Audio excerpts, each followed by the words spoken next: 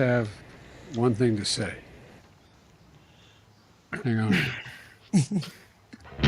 In the immediate aftermath of 9/11, we did some things that were wrong. We did a whole lot of things that were right. We're keeping the oil. We have the oil. The oil is secure. Thank you for making it happen.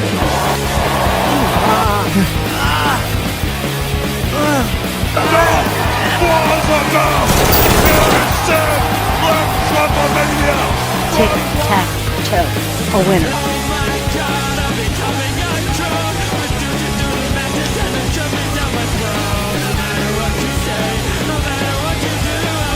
America is a nation that can be defined in a single word. I was put hills in the Himalayas. Milk latte drinking, avocado toast They're eating the dogs. The people that came in, they're eating the cats. To do everything they can to stop these terrorist killers. Thank you. Now watch this drive.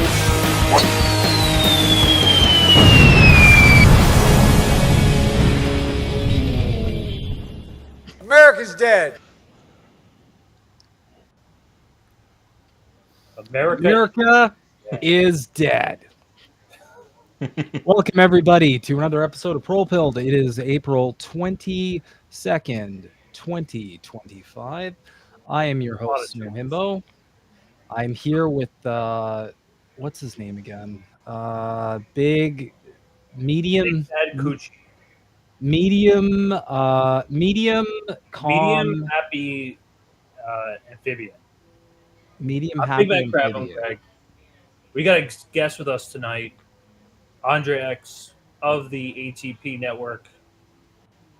Good What's up, guys? Nice to be here.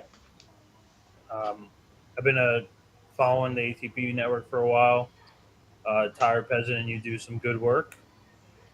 We got to keep up the good fight. Us comrades got to stick together.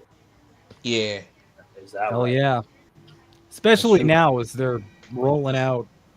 Well, I don't know about you, but it looks like Trump's just doing a complete controlled demolition of the economy. I don't even know what he's doing with China, but as of the most recent news, I think he's actually caving, which is probably the least catastrophic option one can take at this point. They're making like special exceptions for iPhones and like microchips and stuff. Yeah, because they know that like Apple and like all these other companies will suffer, but that doesn't exclude all of the other tariffs that will impact the consumer. And people don't talk about that because people don't know how the fuck tariffs work. They don't understand that the cost of the tariff gets passed on to the consumer, and then everything gets more expensive. You thought eggs were bad. Just fucking wait. Just wait until this tariff thing with China rolls in. The hilarious thing is that the majority of like the like MAGA people and even some of the libs, the shit libs online, they're just like, we're charging them, and I'm like, no, that's not how this works. You don't do a tariff and it just like takes money from that country, and for some reason that's how they kind of understand it to work. So that's a little weird. Anyway, Andre, for people who aren't familiar with your work, I'd love to know just what prompted you to get started. Revolutionary Blackout. I seen them put into work, and I'm saying like I had a podcast at the time called Real Recognize Real, and I said maybe I could take that and expand it, and then Tired Peasant, I seen her talk on Twitter Spaces, so I came to her and said, "Hey, you want to do a network together?" Then she said, "Yeah." So that's how the ATP network formed, and ever since then we've been working hard. Yeah, doing good work. I feel really bad for her. Like, God bless the single mothers of this world. Oh yeah, a lot. And she deserves the world. It's really unfortunate her situation. I feel really bad for her. But Nick Cruz is a good friend of mine. We work together. Hopefully to get him on this show eventually. He's been in like our chats before. So Yeah. We've been doing this for like 12 seconds. like we literally always, like 2 months we just started. So I mean we had a channel before with the Indie News Network, but like we're trying to, it's like shadow banned to hell, so like we're trying something new. yeah, we're kind of branching out, doing our own thing, living the American dream, even though I'm Canadian. But see, we get a nice like North American for like dynamic here because like he's in the north, I'm in like basically the capital of the United States, which is New York. I'm not saying Washington D.C. is, but there's a good balance here, I think. Yeah, it's a good mix. Definitely, for sure, 100%. And for Trump, for all the chaos that he's doing, and ironically, like I see, like a lot of my like liberal friends who were like at brunch when Biden was president, like all of a sudden, like I have a friend who's like she's pro-Palestine and everything. Like she's not like I guess like super Democrat, or, like super liberal, but like all of a sudden she's telling me like, oh, I want to get involved in activism. Like now you do. Yeah, but Yeah. like we all called this though. Like Yeah. I've lost count of how 4 many years out. tweets. Like I knew Trump was going to win again. There was no way. And what opposition do they have now? What opposition is there to the Republican Party? There is none. Well, guys, Not even, like remotely left. Then the only people who are like on the quote unquote like radical side are selling out to these to every selling out every principle that they once held before. well, I thought they were going to bring the ruckus. I'm confused. I mean, Yeah. Where's the fabled ruckus? I see Bernie and AOC doing like weird fight the oligarchy tours when I don't even know what that's supposed to achieve, really. They're just up there and Bernie just like, we got to push back against these billionaires that I previously supported. We got to do something. We got to do something about Israel and its treatment of Palestinians, even though my not voting about record. Israel, about the Netanyahu government. Yeah. People Yeah, that's right. Yeah. He makes it about the Netanyahu government and not like Israel as a whole, and that says it all, now doesn't it? He does. This man can't even say the word genocide. It's actually kind of sad that this is like the only hope that anyone that even considers himself on the left has. But they've been out, so it's really interesting what's happening now. So like now that Trump is president, now that brunch is over, we find ourselves quote unquote fighting the oligarchy, and the way they're doing it is through on their own private jets with multiple homes. This is on Earth Day. Today's Earth Day. Happy Earth Day. They're flying on private jets on Earth Day to go fight the oligarchy. We need a Democratic Party that fights. We don't need a Democratic Party at all. I don't think. We don't need a Democratic Party that farts. No, we're okay. So a little parallel between Canada and the States. We both need the same thing. We need an actual workers' party, and we don't have it. You don't have it in the Democrats. They wipe their ass with workers, and the only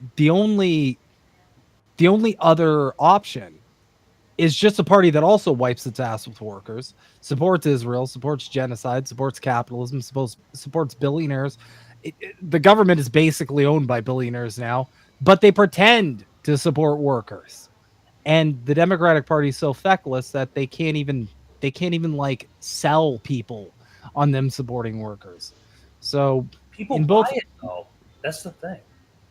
Because they don't pay. the average person, and I try to communicate this whenever I like engage in like activism or like any kind of organizing efforts. Right now, I'm really trying to get like momentum for a general strike going up here in Canada. But like the average voter doesn't pay that much attention. The average voter is not like us who are just terminally online and just like know way too much about everything. And Right. the average person just like, oh, I saw an ad for Trump on TV and he said It's he's part of gonna like make what the it's kind of like what the chaos is. yeah, basically. And Steve Bannon did say he was gonna do that, flood the zone and all that. But I mean, the average person, they're just going to see an ad on TV or see like, something on Facebook or Instagram that says like, "Hey, this candidate's going to do this thing for you." And here's one thing that I am shocked normal people haven't caught on to. It shocks me to this day.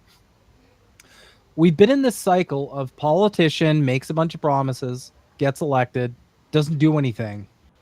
Then another politician runs, makes a bunch of promises, doesn't do anything.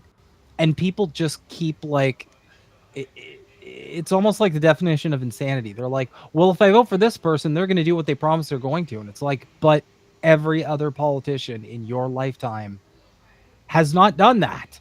None of them have. Trump's going against like everything he's doing right now. He No promised to Epstein be He promised to be America first. I'll be fucked if this ain't Israel first. Biden, I've lost count of how many broken promises is up his ass. We'll end the Ukraine war on day one. Yeah. 24 hours. Fail. Yep. Oh Massive, shit. just So like on- I see MAGA people online now and they're coping so hard. They're like, nothing ever changes, does it? And I'm like, thank you. Finally. you have the short on digital IDs. They're justifying digital IDs now. Everything that they fought against, they're bringing into reality. And we've been talking about this for a while. Trump is Very long time. Trump is the Trojan horse to get all of these neoliberal like economic policies pushed through the door, and to get the right wing to accept them when they previously didn't. Because it's Trump. You just need the face of Trump in order to make those things possible. Mm-hmm. And this is our opposition. It's this. We need a Democratic Party that fights. Now, Andre, I wanted to get your opinion on this because like this is interesting, and like we actually like chatted about this a little bit in DMs. But so she's on this tour with Bernie, which, by the way, she's a congresswoman of one district in New York. She's not like she has no reason to be touring the whole country. Right. But in this most recent quarter, she has ended up with the most amount of donations. She's broken her own record in donations. Now that has to say something. That means that because fundraising is not just for money, it's like a test of your popularity and to see how far you can go. I mean, do you see an AOC 2028 run on the horizon? Based on that alone, and on top of that, you ask yourself like, she's in a safe district, so why are you raising almost $10 million? So, and then she's making a whole lot of TV appearances too coming up. So, yeah, I see a AOC 2028. Like she Yeah. I'm seeing the ads, like the high quality, like high production value ads, where it's I've obvious seen that like too. Yeah, where it's obvious like some poor fuck in Premiere like had like a sweat fest for like 12 hours to churn it out. Yeah, I really do. That's a pretty safe bet because by then, just like Trump 1.0, I feel like by then people will just be tired enough of like Trump and the insanity, and I feel like he'll get enough measures passed that they need like a pressure valve, or they need to switch the teams again because that lie that they need to switch teams. I do see that on the horizon because like she's she's out here. She's making all these TV appearances. She's raising almost $10 million. She just won her re-election. She has no reason to be touring the country. But she's out here with Bernie. Why Bernie? Bernie's going to die in like 10 days. So like he's an old fuck. He's an old fuck. He's going. He's not. He already said he's not going to run again. Right. So the only possible way, she's one of the most popular congresswomen in the entire country. What she is doing, and look at this video. Tell me this is not exactly like a Bernie ad from 2020 or 2016. This looks like this one. Yeah, I covered that one on my show. This has all of the hallmarks of a Bernie ad. This movement is not about partisan labels or purity tests. It's about class solidarity. It is about the thousands of you who came out here today to stand together and say our lives deserve dignity and our work deserves respect. Because it will never be just institutions and officials alone that uphold our democracy. It will always be the people, the masses, who refuse to comply with authoritarian regimes, who are the last and strongest defense of our country and our freedoms. We are at a crossroads, oligarchy or democracy, but we cannot have both. Los Angeles, I've made my choice. We must fight the oligarchy that has created this nightmare. And that is why I have never taken money from lobbyists or corporations, and it's why I never will. So super high production. This is not something that you just come out with as a congresswoman in a safe district. That doesn't happen. Exactly. Yeah. I mean, definitely. Yeah. The same woman who said the Harris administration is working tirelessly. Oh my God. Yeah. For a ceasefire. Tirelessly. You really think that she's fighting oligarchy? Man, where were you when the oligarchy, the previous oligarchy was here? That's what I'm saying. Well, she was in the oligarchy. That's the problem. Yeah. You are the oligarchy. Yeah. But they were guys. They talking about the Republican oligarchy, though, right? Yeah, like it's not. And that's the most frustrating thing about this. And it's the thing two things. I saw it when Biden got elected, and I also saw it when Trump got elected the second time. It's like none of these people have any standards. It's like if their team does it, it's good, and then if the opposite team does it, it's bad. Like I'm seeing. I made a short here on ProlePilled. Please like and subscribe if you haven't at ProlePilled, PROLE pilled. But it was like I made a short of this where it's just a list. They're probably a lot of bots, but it's a list of people. Oh, Greg just abandoned us. Thanks, Greg. It's a list of people. And it's a list of like Trump supporters. And they're just like, yeah, digital ID is great.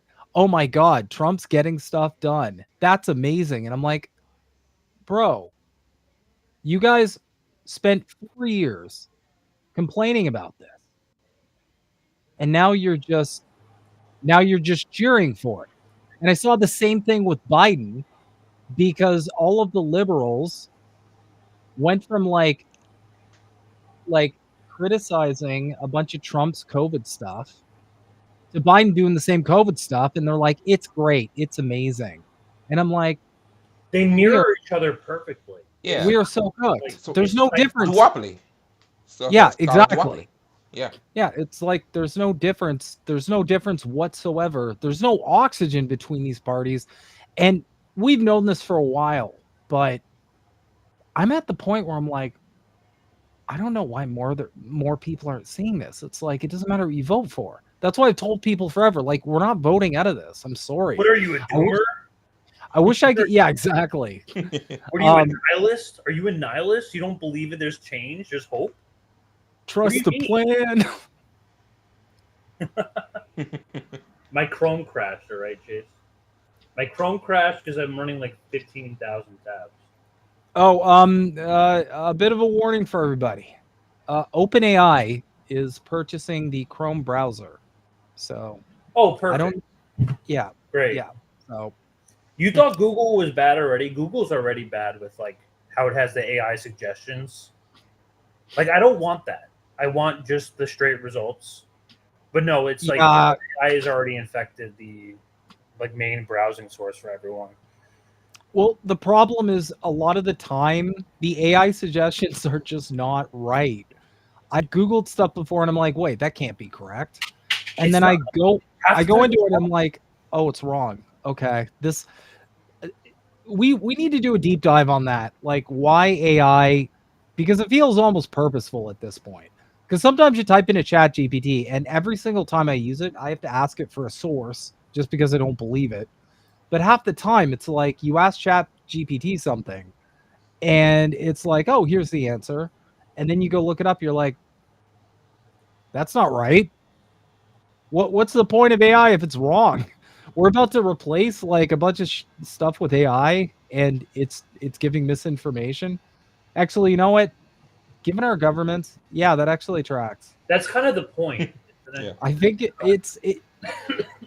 AI is going to force idiocracy on us, even though it's already here. Basically, we're there. So That's true. So I guess we can move on to our next story, which if you don't have Spider-Man, you have Whitney Webb. Because Whitney Webb always brings the receipts, and she's always here to come in and tell you the truth. Now, Whitney put out a piece recently, which interesting. We know that the Diddy and the Epstein stories like reflect each other a lot. You know, sexual blackmail, uh, organized crime, politics, but we never really knew like what the connection between the two were. And what Whitney does here is she really lays it all out. An incredible article, but this is the entire intersections of the Diddy and the Epstein network. Some really curious stuff happening here. So Sean Combs, who was born in Harlem, New York on November 4th, 1969, to a school teacher and ex-model named Janice Combs, was an Air Force serviceman, red flag number one, being in the military, sometimes associated with American gangster heroin kingpin Frank Lucas. Melvin Combs helped make ends meet by running of a member of legal and less than legal operations, including a cab and limousine chauffeuring company, multiple bars Combs owned, and a portion of Harlem drug traffic. The toddler-aged Combs tagged along with Melvin to visits Lucas's home, even playing with his daughter. According to an interview prior to his death, the aged gangster alleged that Combs didn't share his toys. Sounds like a good guy. A bad boy from birth. I learned in early life there was only two ways out of the lifestyle, dead or in jail. Speaking on his father's lifestyle, it made me work even harder. I had this hustler's mentality. According to contemporaries, Melvin was an immaculate dresser. While less flashy than Lucas, who once attracted the attention of feds by sitting alongside of Muhammad Ali, Joe Frazier about 100,000 fur coat, Melvin still pulled out enough stops to be granted the street name Pretty Melvin. And then when Sean Combs was 3 years old, Melvin Combs was gunned down while sitting in the loitering car in Central Park West. Per Susan Trow, Melvin was shot in the head, likely point-blank range, considering he was seated in a Mercedes-Benz, a manner of hitting which is consistent with enforcer killing. And a lot of these like rap groups, and we'll get into it, like Death Row Records, is Tupac's involved in this too. A known communist, by the way. Yeah, that's true. They're tied up in like local law enforcement who has connections to the feds, and it's like trickle down organized crime. So according to an interview with Zach O'Malley Greenberg, someone in Melvin Combs' circle believed that he was about to inform on a sensitive business deal to law enforcement at what is precipitating his murder. From this, Former associates in law enforcement have speculated that Melvin Combs was a federal informant. His dad was a federal informant. If allegations from incarcerated contemporaneous label heads like Suge Knight, Death Row Records, and former bodyguards are to believe that Sean Combs may have done the same, allegedly informing the FBI over the course of his career. A recent article from journalist Legs McNeil lays out the Lucas Combs criminal enterprise in a greater detail than it was previously reported. It also shows that Melvin Combs, in addition to his dealings with Lucas, had an arguably deeper affiliation with the Gambino crime family near the end of his life. That's a lot of the alcohol trafficking. A little bit. They kind of evolved from that later on. One Nation Under Black now is a good read. So Melvin Combs, small-time hustler, was introduced to selling heroin when Lucas confronted him with several kilos of his Golden Triangle connection. He joined the crew of the Will Abraham, the 42-year-old owner of the Harlem Gold Lounge and convicted heroin dealer who was already spent 5 years in jail. Unlike Lucas, Abraham was able to get his heroin from the mafia, specifically the Gambino crime family. In 1971, Melvin was arrested for possession of heroin and $45,000 in cash. When Abraham's heroin cutting mill was raided that year, Abraham was charged with participating in an extensive conspiracy to distribute $5 million a year in heroin at a wholesale level in Harlem, the Bronx, and Westchester County. Melvin was suspected by the Alfonso Fungi-Sliska, head of the Gambino's New Jersey crew, of being a rat. McNeil also noted the New York Times reported that the prosecutor of the Abraham case told the judge that law enforcement believed Melvin's murder might be ultimately traced to members of the heroin distributing conspiracy. Willie Abraham was found guilty in a Manhattan federal court yesterday of being a kingpin narcotics wholesaler whose ring flooded the metropolitan area with over 1,000 pounds of drugs in 2.5 years.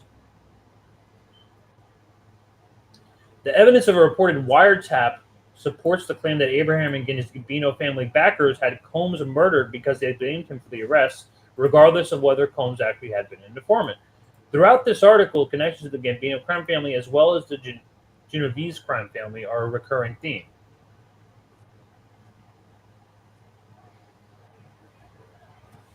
This shit's all like fentanyl now too. Like I know people in my personal life who've gone from heroin, from fentanyl.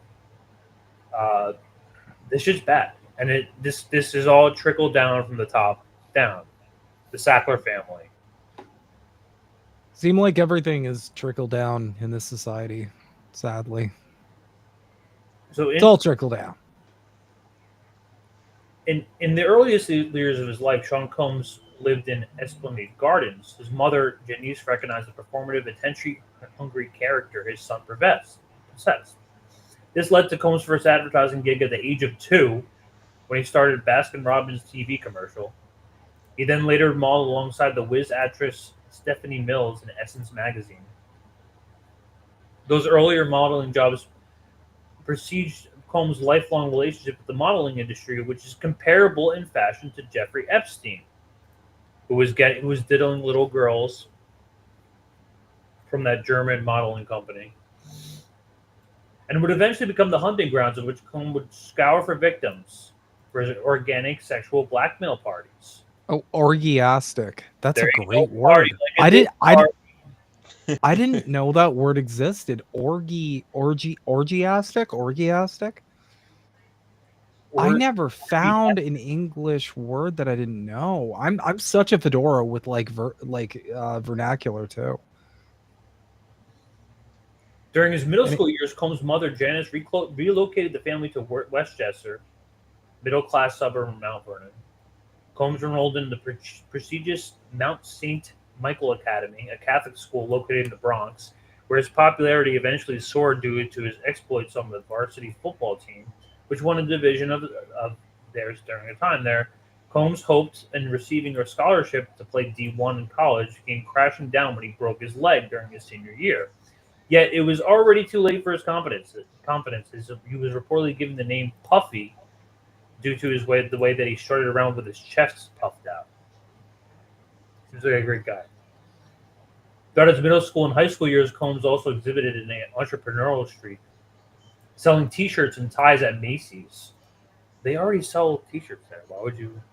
So odd looking.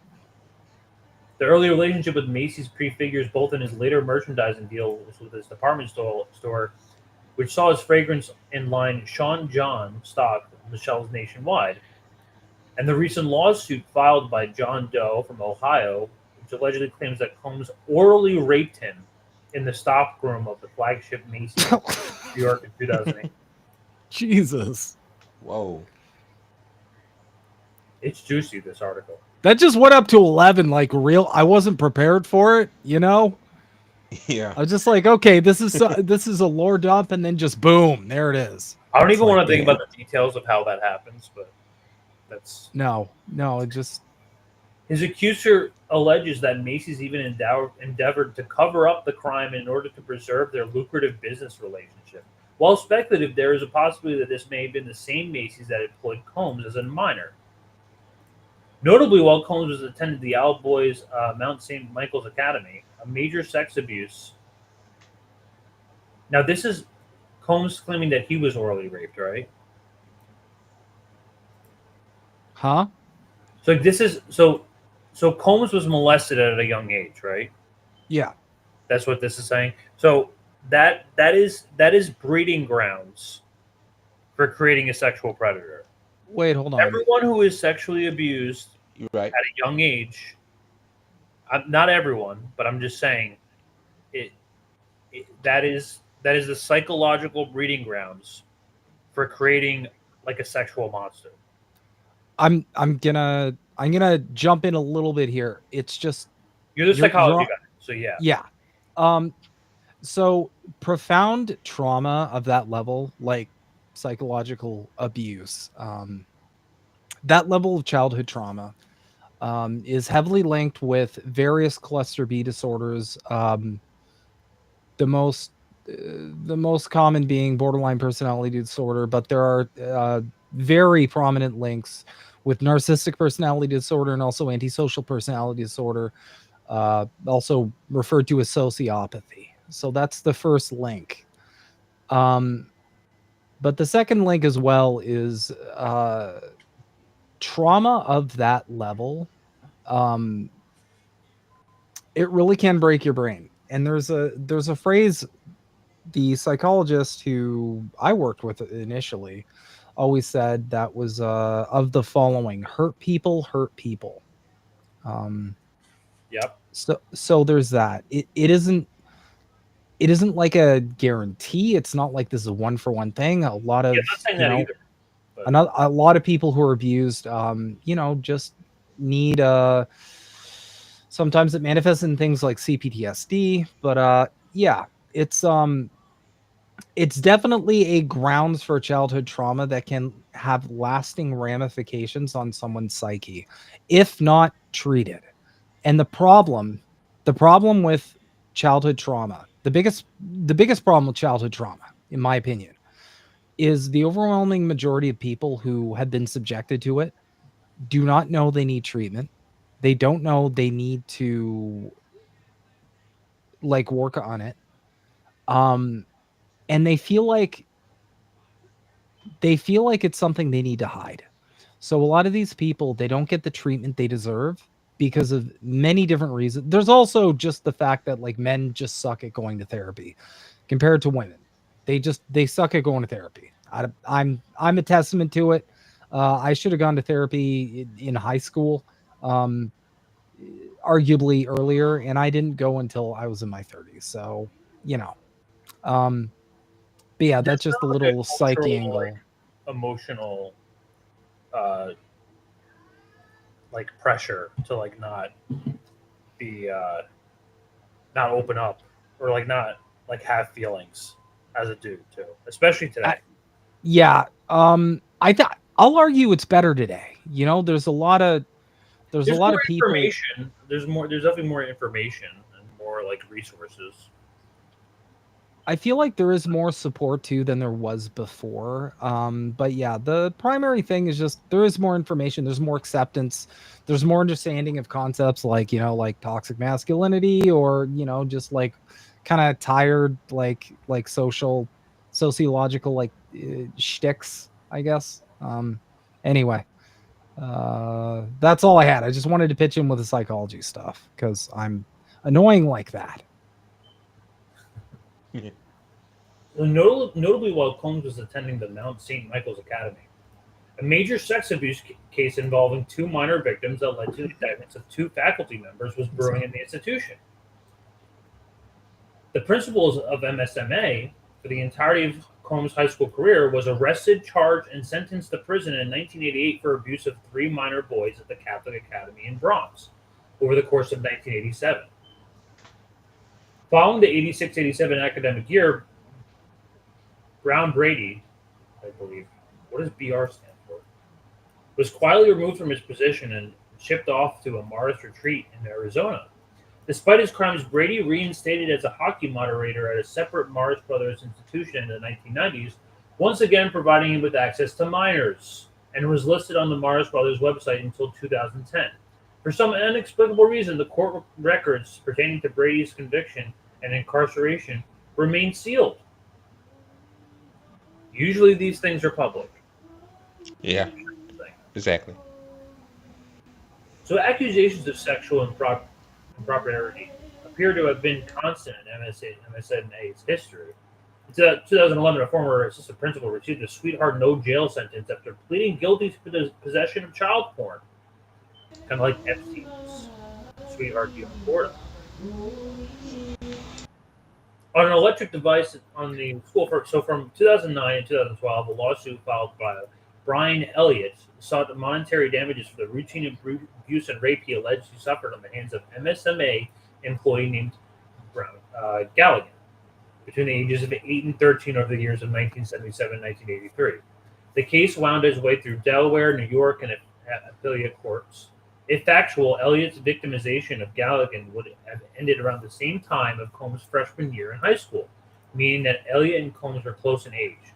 More recently, multiple cases seeking to redress the child sexual abuse suffered at the hands of the MSMA faculty have been filed pursuant to New York's Child Victims Act and the look-back window that has enabled past victims previously barred from filing complaints of the statute of limitations. So these include a tort CVA complaint on the behalf of the John Doe suing the Academy and Morris Brothers School for having enabled abuse at the hands of the principal Brady, who allegedly fondled the plaintiff in the nurse's office in 1985 when Doe was 16. It appears as an unnamed potential victim would have been in the same class as Combs, same grade.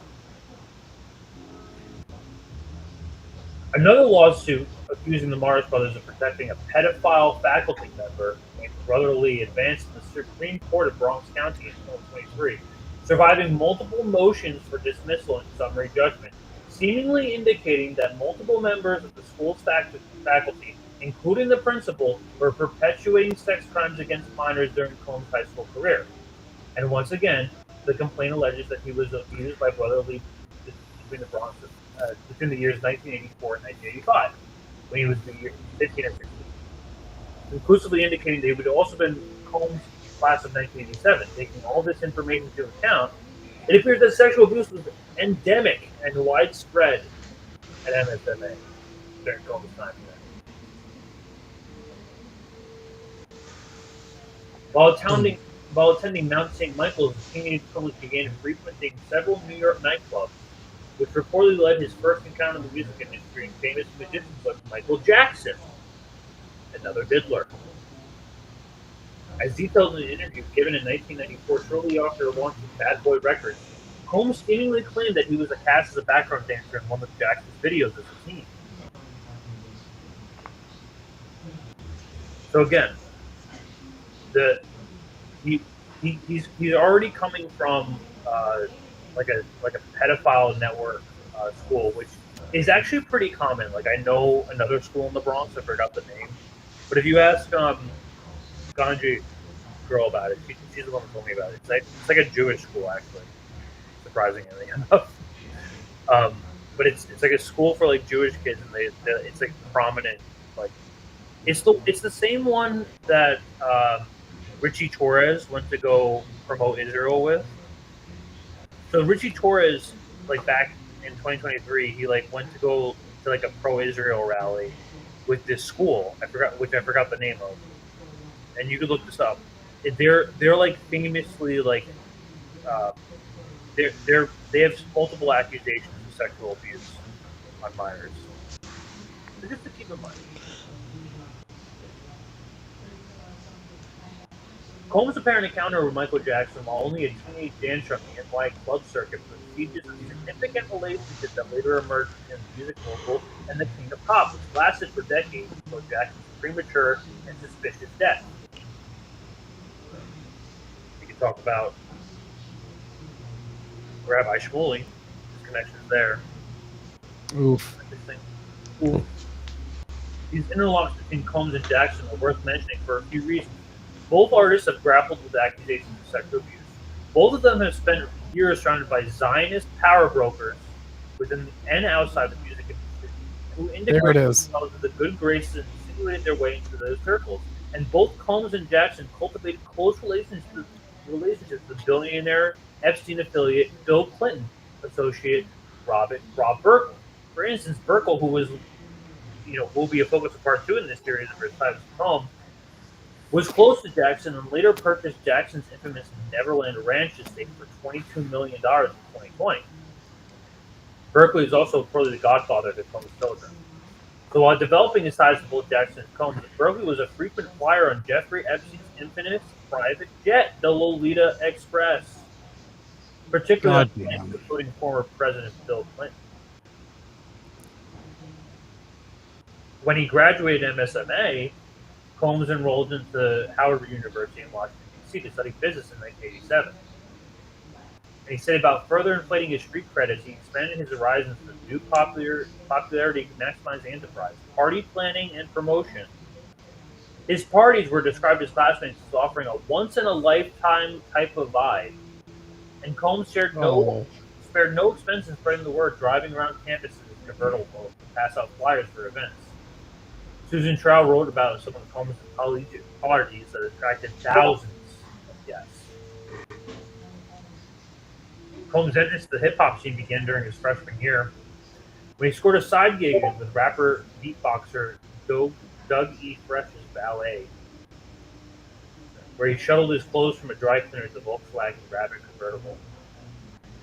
All the while, Combs organized parties in and around the Beltway as well as back home in New York City on the weekends. While at Howard, the darker, predatory side of Combs' reputation also began to take shape, with accusations of belligerence, sexual harassment, and domestic violence following his wake.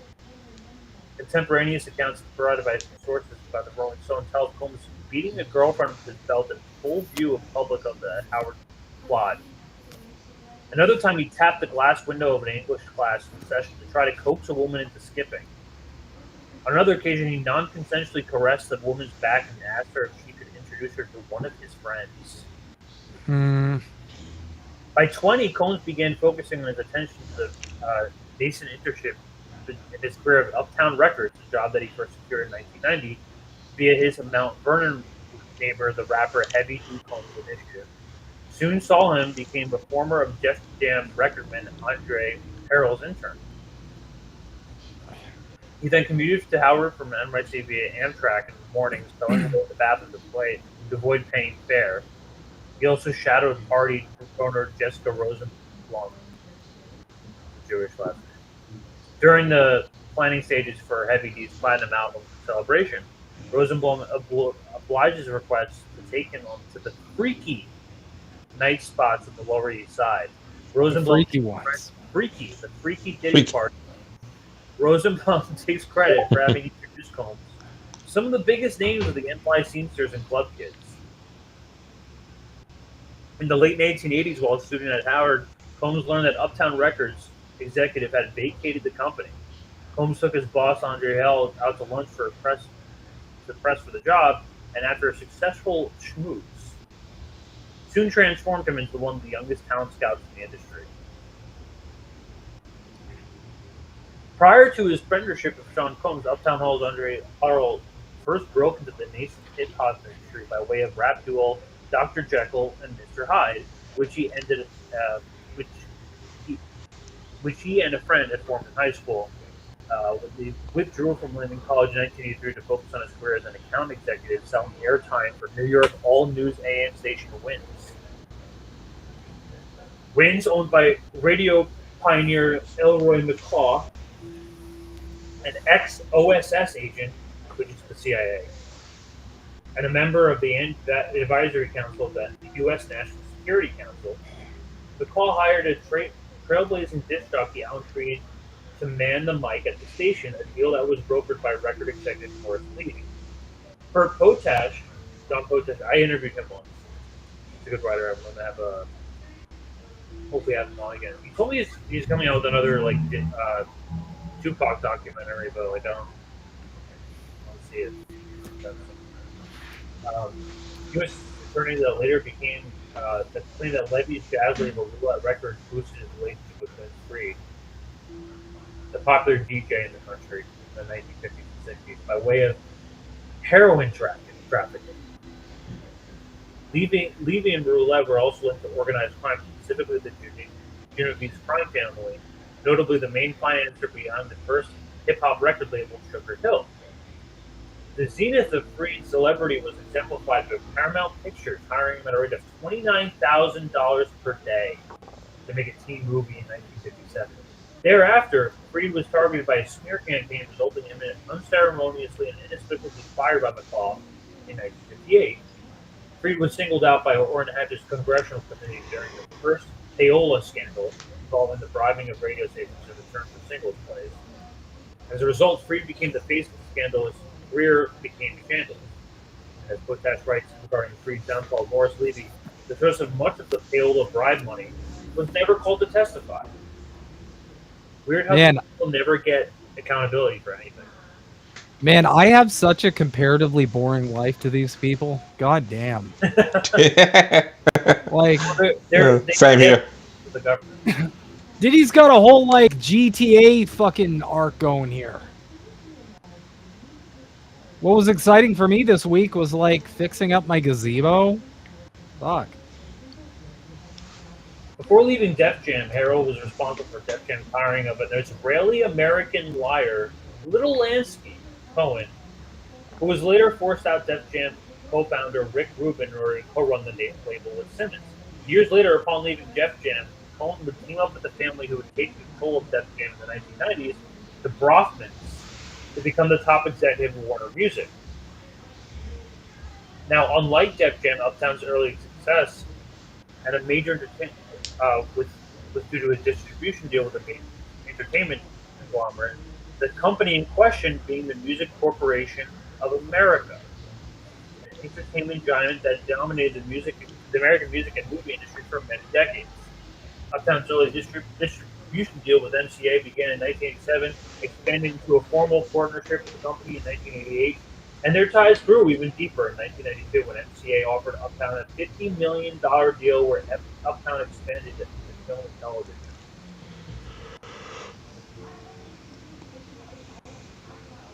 So in addition to MCA being critical to Harrell's career and success, Uptown's relationship with MCA also appears to align with one of Combs' earliest known sex crimes. For instance, one of the earliest allegations against Combs asserts that Combs sexually assaulted a victim after an MCA event in New York in 1990, at a time where Combs was still an Uptown employee. Strictly Business script writer Nelson George intimating in his Substack post, eulogizing his friend Adrian Bell, who was known as a party animal, and frequently threw house parties in the workspace and served as an assistant Uptown Records office. In fact, one of these parties in 1990 served as a source of an inspiration for Strictly Business, the film that George co-wrote with Pam Gibson. It was Harrell's role in the film that reportedly led to MCA to enter a $50 million multi-media deal with Uptown in 1992.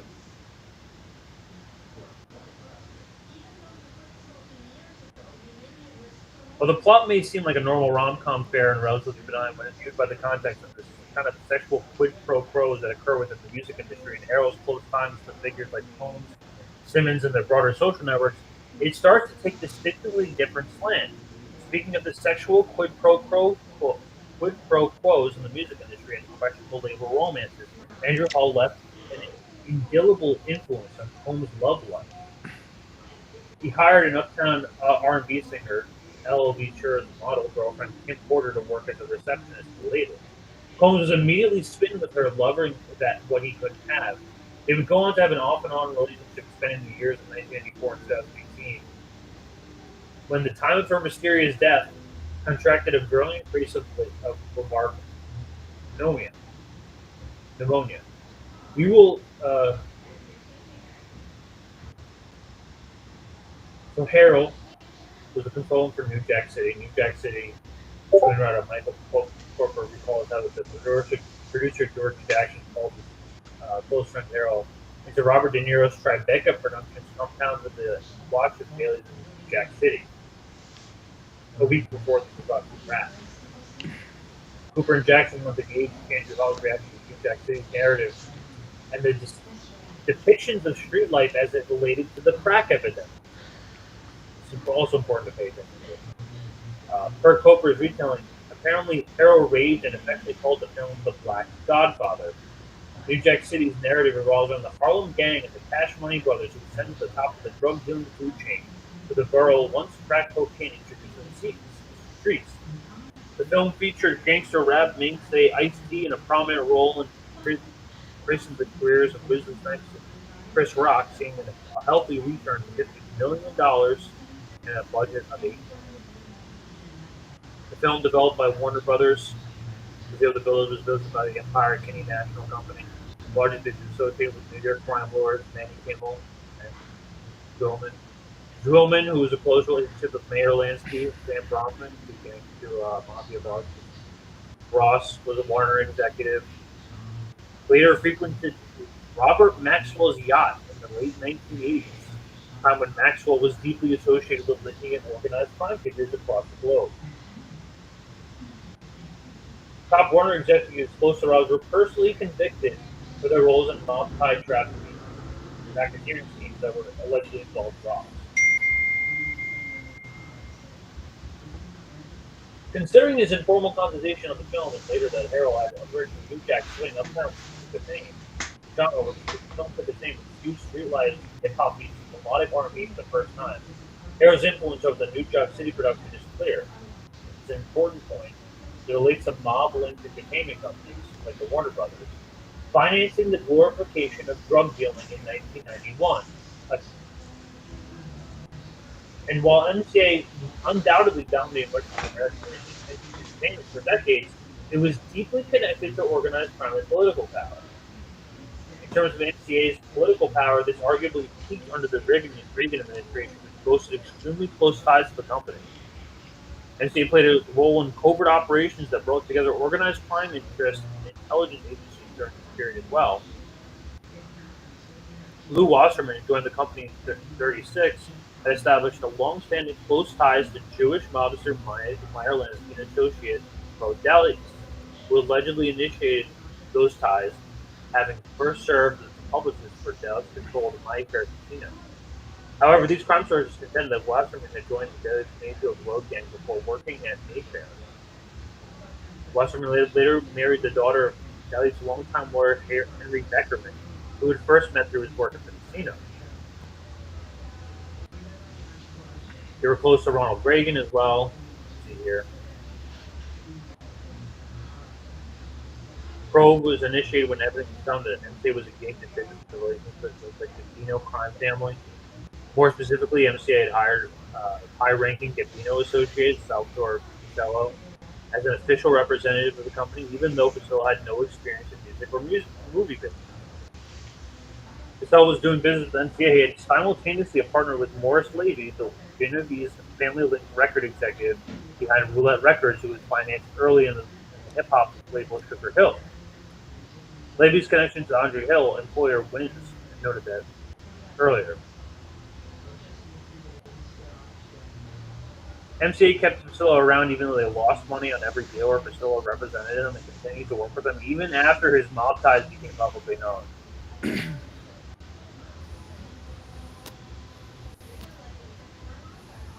The shuttered federal investigation into MCA also turned up evidence that the company was linked to the Genovese crime family. As noted earlier, the Genovese crime family had also been linked to Boris Levy, also involved with some of Pasillo's dealings with the MCA. And during the same period, a mob-style murder of retail billionaire Leslie Wexner's then tax attorney, Arthur Shapiro, led Columbus police raid investigators to link both Shapiro's death and Wexner himself to the Genovese criminal interest. Shortly after Shapiro's death, Jeffrey Epstein then entered the picture. Interesting. This man is identified by the FBI as a high-ranking soldier in the New York Gambino Mafia family. His name is Sal the Swindler Pasillo, recently sentenced to 4 years in prison. He evaded taxes on nearly $400,000 income earned in business deals with MCA Records. Pasillo is headed for prison. But sources close to this case are still asking, what about this mafia soldier's relationship with MCA? A relationship that sparked a 2-year investigation by the Justice Department's Organized Crime Strike Force here in Los Angeles. Former MCA executive Al Bergamo told Action News, Pasillo knew nothing about the record business. I couldn't understand why he was there. MC also had connections to the same players of the Iran-Contra network, as well as Robert Maxwell, known for the Promise software scandal. Saw operatives tied to U.S. and Israeli intelligence team up with organized crime elements to both steal and then repurpose Promise, a revolutionary software product for data management, as a backdoor surveillance system that was marketed to other intelligence agencies and other governments, including a litany of banks. One of MCA's top executives, Eugene Guantino, who then led MCA's Home Entertainment division, was intimately involved with major aspects of the scandal. MCA and Guantino were connected to elements of the Promise scandal within the mob-linked joint venture between the Amazon Indian Reservation and the Wakernot Corporation to develop weapon systems, which were then intended by the CIA-backed Nicaraguan Contras.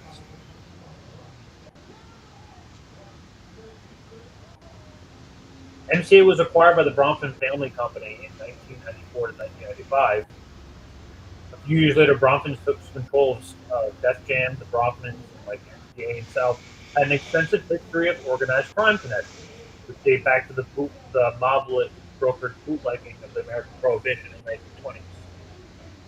This all goes back to the 1930s, 1920s, alcohol bootlegging, trafficking. 1991, Edgar Jr.'s uncle, Charles Bronfman, teamed up with Leslie Wexner, already intimately tied with Epstein, in 1991 to create the study group, or the Mega Group, as an ostensibly philanthropic organization that was deeply focused on ethno-philanthropy and philanthropy directed promoting its Zionism and financing aspects of the State of Israel. Of course.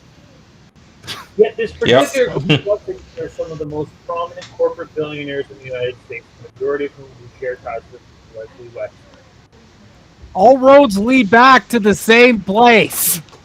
God damn it. It's really interesting what happened. Steven Spielberg was also a member of the Mega Group.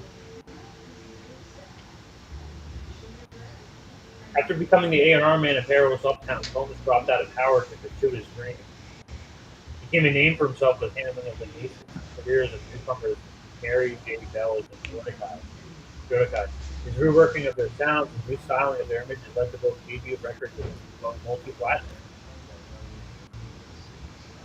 Combs' success, however, was married by his role in planning events at parties that turned violence. In addition, more recent accusations of sexual violence, the filming of rapes, and other crimes that are alleged to have taken place during Combs' later years in Uptown. By December 1991, the tragedy of the community college in New York celebrity basketball game stampede, which Combs helped plan, forced him and his mother to lay low, leading them to hide out in Manhattan. The stampede ultimately left 9 dead. Which Combs promoted this game as a charity and meant to raise funds for AIDS relief. Which again ties back to Epstein, who were also involved in a lot of philanthropic efforts. Like you have the Terramar Project with Miss Maxwell and all of her sisters. The report commissioned by the New York Mayor's office condemned almost all the individuals involved in the event to demonstrate the lack of responsibility. NYPD officers on the scene were accused of serious lapses in judgment. The report blamed Combs in particular for allowing 2 inexperienced subordinates to handle a potentially perilous event for deceiving ticket buyers about the event's charitable intent.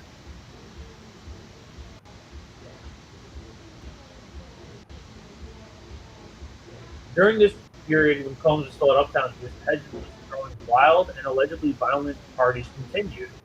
However, it soon merged with the news scene, particularly the music industry and New York club scene. In his memoir of the Notorious COP, the former head of the NYPD Rap Intelligence Unit, Derek Parker, a COINTEL legacy program that grew directly out of the intra-agency corporation of the Washington Rights' first introduction to Combs. Well, with all these hip-hop clubs. No, it's nice. I mean, it's a little cold, but Are you ready to go now? I'll be in cab. Is that cool? Yeah, I can throw that in there. Trade's not going to take an overshirt uptown. It's pretty cool out here. This is a red zone in Midtown. It's called the Midtown Club. On 44 West 54th Street. 440 54 West Street. When the establishment was opened by Morris Brahms, the uncrowned king of the NYC club scene, the former restaurateur and owner-operator of the infamous gay catering nightlife disclosed such as Bond's, Infinity, and Underground. Brahms entered his business with a South African second cousin, John Eagleton, a gay model who once dated Joe Combs. Combs was Donald Trump's mentor, who had close ties to the Reagan administration, as well as organized crimes and sexual blackmail operations. Combs was closely linked with the Genovese and began a crime family that represented their bosses, Tony Soler and Paul Castellino, respectively. Went on to open a direct competitor studio, Studio 54.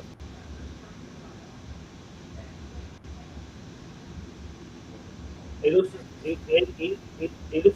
introduction of the three-bell trader to Combs set in motion a series of events that later led to Edison and Maurice Brahms' incarceration. Sprague and Rubel approached Combs for his help in blocking the opening of Brains and Edison's new club in New York in 1977.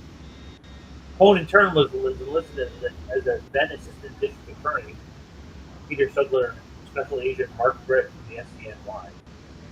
In a sting operation, Brahms and Edison's establishment was raided under the auspices of purged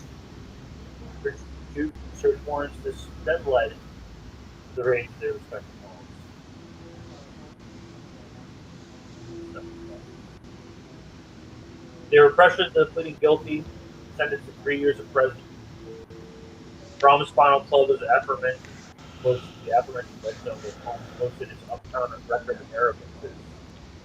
Getting Combs associated with the elements of the New York nightclub scene, the more recent revelation of Combs' later bisexual freak-off orgies becomes far less shocking.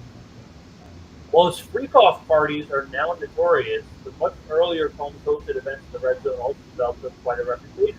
For instance, Combs promoted a recurring party at the Red Zone called Daddy's House that explicitly catered to a hip-hop audience. Apparently, violence was so endemic and frequent at these events that Combs had to disrupt the media to calm people down, and at one point even wrote everyone out his mailing list in an attempt to plead with them to leave his morals and welcome at his home. Further reports, violence continued unabated. Oh yeah, sorry. One sec. We're getting some reports that the sound isn't great and there's some background noise. I checked my stuff.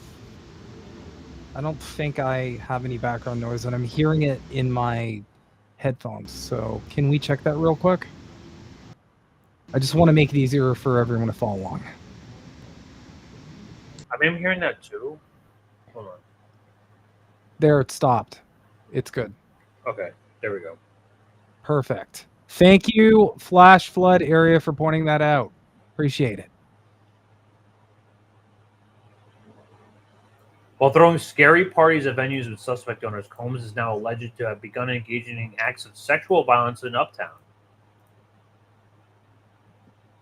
November 2023, just before the expiration of the NY State Adult Survivors Act, attorneys representing Lisa Gardner filed a lawsuit alleging that Combs and singer Aaron Hall took turns raping her and a friend after an MCA Records event in their corporate offices.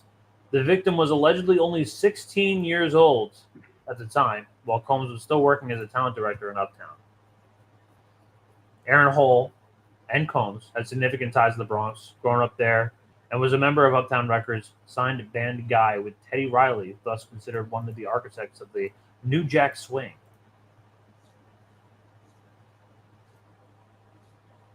Flirtatious and handsy with a 16-year-old. Invited two girls back to Hall's apartment where the men piled them with drinks and drugs before taking turns having sex with both friends. The lawsuit also alleges that Combs visited the home in which she and her friend were staying a few days after the incident. The visit allegedly turned violent, with Combs choking out Jane Doe, physically threatening her to impress upon her what might happen if she or her friends chose not to stay silent regarding their experience. It's been speculated that following the announcement of Gardner's complaint that the lyrics to Aaron Hall's song Don't Be Afraid, released by MCA, and the official soundtrack of Juice, may obliquely refer to the rape of Gardner. It was recently reported that the press of the Aaron Hall is suddenly missing. According to Gardner and attorney Tyrone Blackburn, they have now exhausted all options as of reaching out to his past known address and will now have to resort to serving him summons via publication in newspapers. Now new evidence emerges that a culture of crime at Uptown and labels apparent enabling of Gardner's mistreatment. Gardner recently amended her complaint after a sworn statement by the other woman who was reportedly raped at Hall's New Jersey apartment.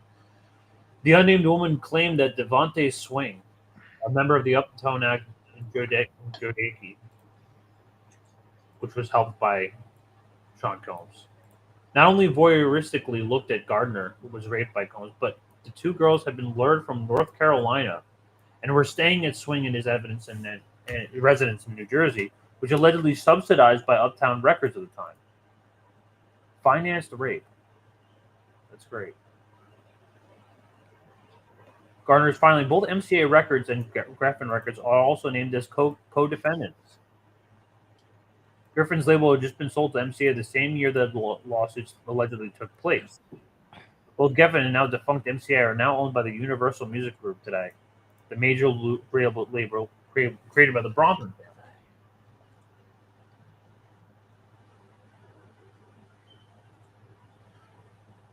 Joy Dickerson Neal filed the second of three sexual lawsuit cases that targeted Sean Combs in the span of that week.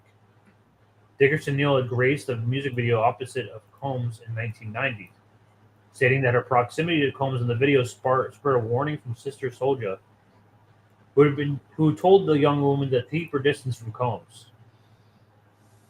Dickerson Neal claims that she surrendered to Combs' constant advances in 1991, reluctantly agreed to a dinner date.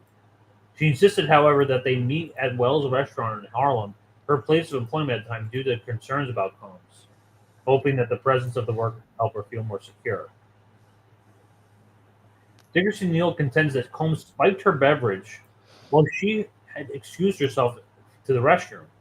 And when they left the premises, she claims he forced her to take a hit from a blunt, and that combined the combined impacts of the drugging left her legs feeling rubbery.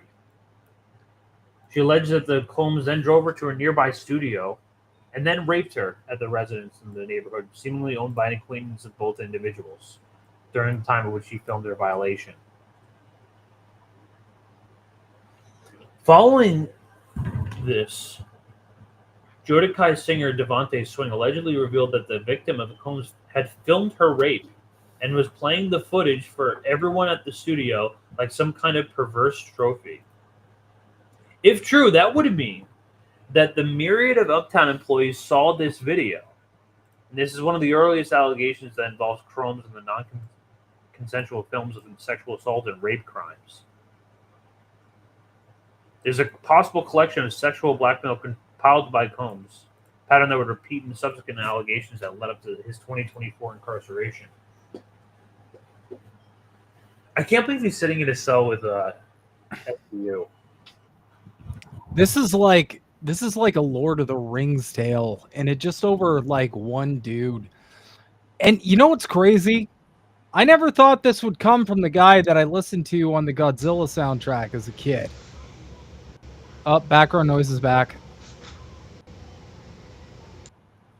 Hold on. I'm going to try to get through this a little bit faster.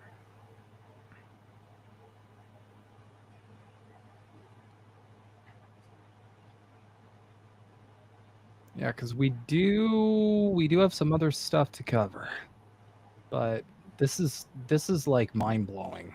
This is really long. Yeah.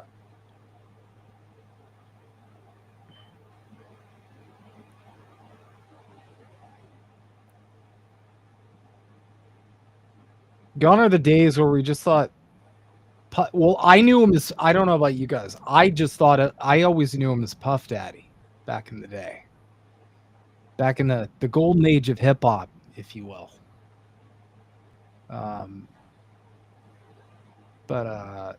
Harold Combs was getting too cocky in his position at the time, fired him in 1993. The two remained friends.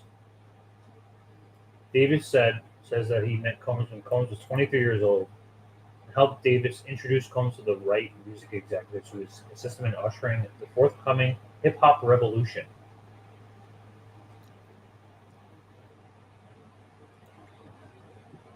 Hey, buddy. Good to see you. Clive Davis grew up in Crown Heights, the son of a middle-class Jewish electrician and salesman.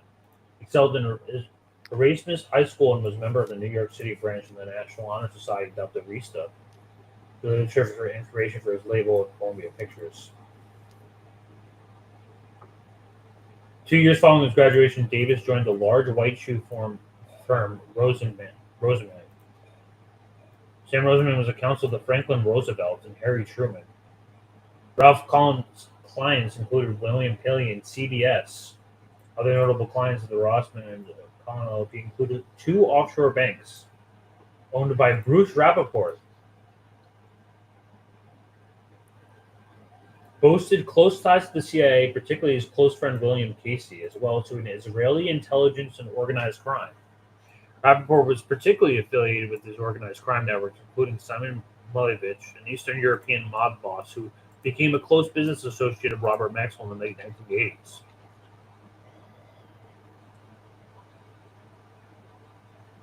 Shin was a protege of William Paley, the longtime head of CBS and father of modern broadcasting. Paley, the son of Ukrainian Jewish immigrants, had worked building up CBS into the main network of radio and main record label in the United States. David and Nelson, as well as other close ties to the Rockefellers, like former Secretary of State Henry Kissinger. David Rockefeller and Kissinger both later eulogized Paley at his funeral in 1990. Paley personally ensured that the Lawrence Tisch would take over CBS, who served as a founding member of the Mega Group alongside Leslie West.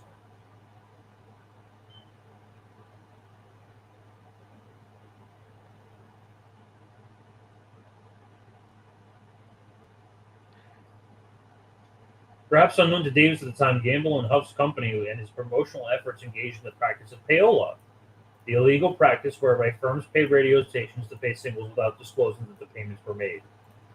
CBS was implicated in the arrangement, close aid alongside CBS. Yeah, exactly. Nobody should be claiming him. Soon, the CBS payola scandal took a dark hue. In 1972, few days after Davis had been fired from CBS, 8 people were indicted in Newark on the conspiracy and smuggling charges connected to a multi-million-dollar heroin ring operating in Italy, Canada, and the United States.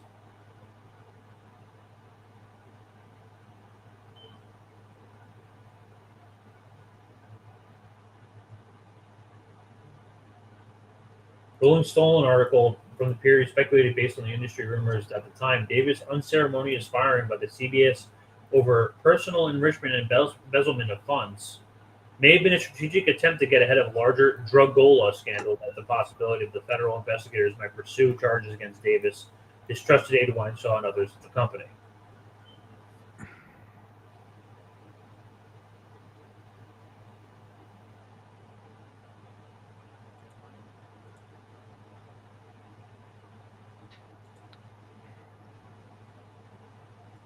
Arista's formation and success relied heavily on Alan Hirschfield, a major entertainment executive who had recently become the CEO of Columbia Pictures, who supported Davis's formation of Arista.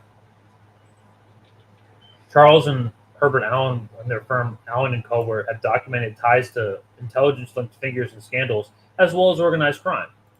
The Allen brothers had significant organized crime connections, particularly via companies based in the Bahamas, and were run and developed by close associates of the Jewish mobster and co-founder of the National Crime Syndicate, Meyer Lansky. In addition, the Allen & Co. was a client of the CIA-linked David Byrd Foundation, and Charles and Alan David Byrd had several dealings with the associate of the mob boss Mo Delis and Alexander Kucherma, who was a key part of the United Dye scandal. Allen brothers also had significant ties to Leslie Wexner's mentors, Max Fisher and Alfred Krugman. For Fisher, the connection was forged at the time he was heading into the United Brands, the CIA-linked company that the Fisher took over the same year. The former top executive Eli Black suspiciously fell to his death from a 44th floor in Pan Am building in Manhattan. Man, there's always these cases where just like some person just like gets deleted in the most like sus way possible, and everyone at the time's like, "That's a tragedy," and then they move on. They just fell off. They just fell off a building like that. He just stabbed. Listen, he stabbed himself in the back 3 times. It's fine. Don't look into it. Okay, almost done. I can get to this.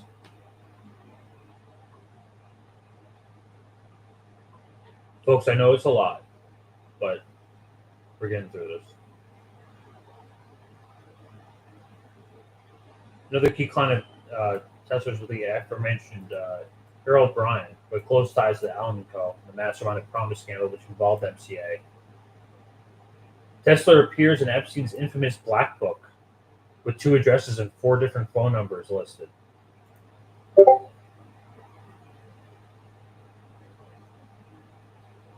Clive Davis' ascent to become major music executive was aided largely by figures tied to the same clandestine network composed of intelligence-linked and organized crime that would also form the basis of the network that would later become the figure prominently in rise to Jeffrey Epstein.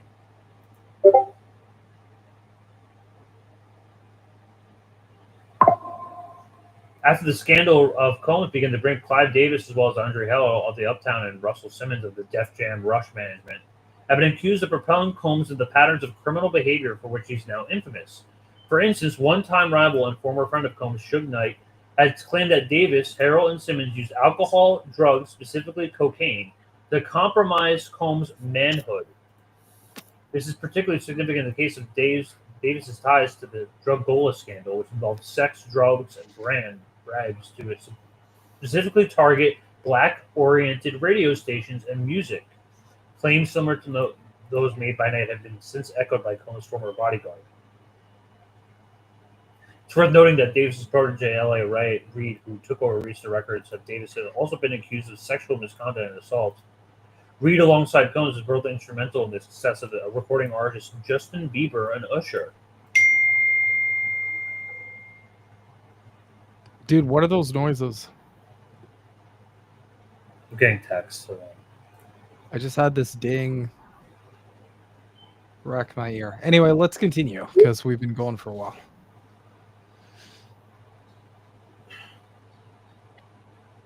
Adrian Hale Simmons and shortly thereafter Clive Davis concludes with the development of his obsessive drive to record everything, presumably for blackmail-related purposes.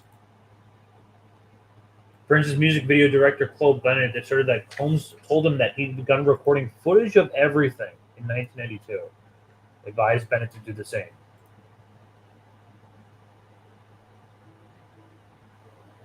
Kirk Burroughs of Bad Boy Records claims that Combs tried to compromise him by subjecting him to repeated sexual harassment, physical aggression, and forced compliance and degrading sexual acts. What the hell? Burroughs claims that Combs targeted him with unwanted sexual advantage, including acts of nudity, sexual overtones, and voyeurism, and acts of exhibitionism. The outcome of the campaign for Burroughs was the use of physical violence, blackmail, career sabotage, and financial extortion to take a 25% stake in Bad Boy Records. This is just getting weirder. How's it getting weirder? I thought it would like kind of hit a ceiling on weird, but it keeps like, damn. Yeah, Diddy was bi, so he was just diddling everyone. Combs Okay, controlled as you do. Way. Built on the back of sexual favors. But much like the Harvey Weinstein scandal.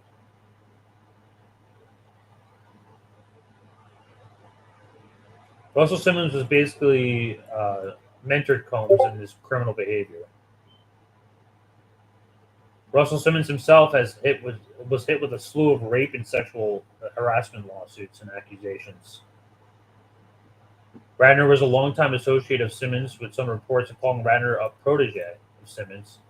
Simmons helped crediting start Radner's career.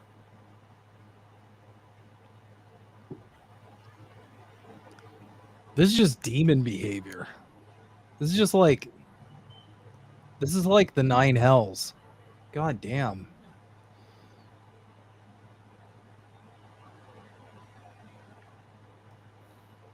Speed reading a little bit of this. Trying to get the juicy ties. So, for those familiar with One Nation, both Lansky and Rosenbaum are also key aspects of Israeli intelligence. So, the Israeli intelligence, the mob, CIA, they're all involved in this. It's weird how Israel keeps like coming up again. Isn't that weird, guys? I think it's weird. It's a little weird. It just every time. Miami lawyer Alvin Manik set up the Bank of Commerce in the Bahamas, which mob money flowed into its secret number of accounts of Layer Monkey. Lansky money. This is Radner's father. And Malmik was involved in strange ways with Michael Jackson in his later years. Noted previously, billionaires like Robert Burke, who's associated with Bill Clinton and Jeffrey Epstein, along with Combs himself. I'm waiting for the Russell Brand article to drop. You know there's going to be a juicy Russell Brand article out there. Even Spielberg's in this. Dude, just look at the timeline. Okay? A bunch of sexual allegations come out about Russell Brand. And then all of a sudden he found God. Like it just like the timeline lines up perfectly. It's like, wow, I'm saved. I'm a good person now. Radner would later follow the Lansky model of evading charges and scrutiny for illegal activities by immigrating to Israel. He was accused of extreme sexual misconduct and then fled to Israel. Fuck me. A week before his escape, Radner had been Benjamin Netanyahu's special guest, along with former Epstein defense lawyer Alan Dershowitz at the United Nations.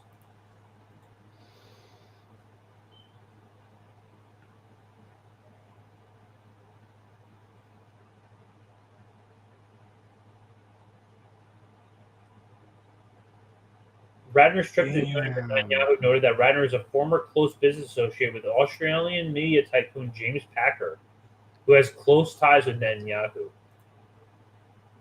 Packer's business venture with Radner, Rat Pack Entertainment, was notably partnered for several years with Dune Entertainment, the film business of Trump former Secretary Steve Mnuchin, who later left after joining the first Trump administration.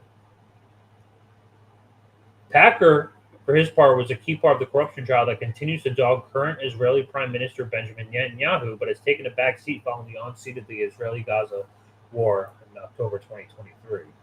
Okay, so just unpack that for a sec. This motherfucker might have been part of the reason why all this is happening right now.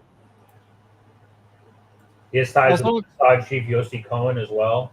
Friend to sick Mossad operators on businessmen seeking to form a cybersecurity venture with Mossad-linked individuals at the time. He's also partied with Jeffrey Epstein and Ghislaine Maxwell.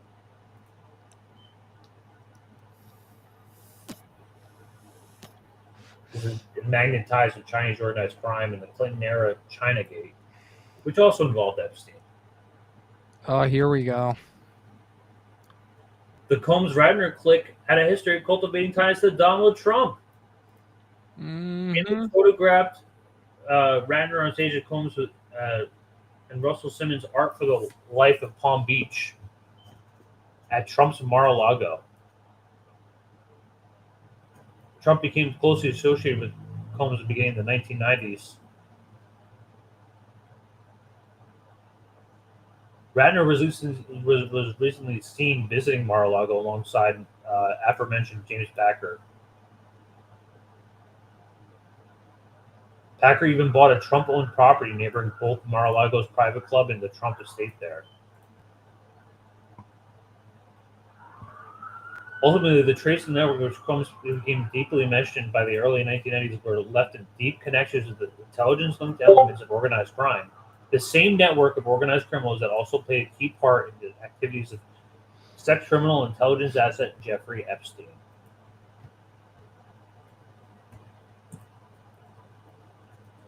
This man is everywhere. Yep. He's got everything. They're all compromised. And for one, and I wanted to briefly connect this to the Tupac murder, because Tupac, who's infamously class conscious and was actually a Black Panthers member. He was a card-carrying communist. Yeah, and his father, this is an article I wrote back in 2023. So this is based off of like a lot of John Potash's work. He was a chairman of the New African Panther Party. And then when he was mentored by his stepfather, they devised a plan to get rid of like the drug and violence kind of culture surrounding rap during the 90s. They developed this like code of thug life. And to try to get like the warring gangs of the Bloods and the Crips, like the whole like East and West Coast wars that were happening at the time, they were trying to get them to stop killing each other, trying to get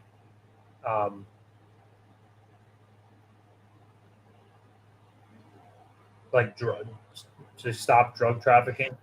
Tupac was spent 4 years in prison for touching a girl's butt. He didn't do the whole time, but he was sentenced to 4 years based on a tape for allegedly touching the buttocks of another girl. He spent 11 months there. And this is all Reggie Watts. So you this is where like a lot of the drug ties come in, a lot of the class consciousness comes in, and it's Tupac. And it's no wonder that they had him offed. Everyone admits this. It's like this is like pretty like well known in the rap community. Like even 50 Cent admits.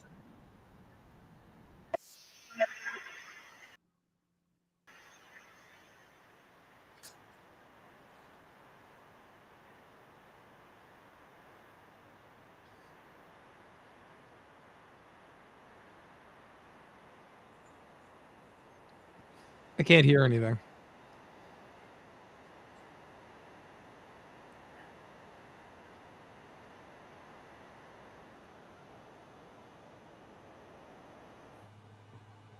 One second. What about now? You can hear it now? Go again.